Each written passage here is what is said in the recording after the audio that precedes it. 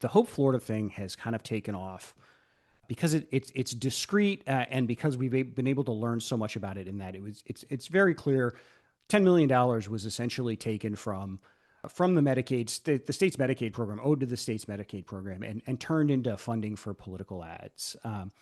And so people, it's a relatively easy thing to grasp, and there's like a lot of documentation that's come out about it. And so it has rightfully become like a major scandal in Florida. It may literally lead to criminal indictments, depending on sort of what happens with this grand jury. But it is important to remember that the Hope Florida scheme itself was ultimately just one piece of this much larger plot that the DeSantis administration, Ron DeSantis, James Uthmeyer, and their staffs orchestrated against Florida voters and Florida taxpayers when they aired, again, what we now think was as much as $40 million of publicly funded political commercials against two ballot measures that were backed by millions of Floridians, that were backed by strong majorities of Floridians. They weaponized state government against their own voters. That can't be allowed to happen again. I don't know what else to say. We've got to learn everything we can about it. We've got to hold everybody involved as accountable as we can, and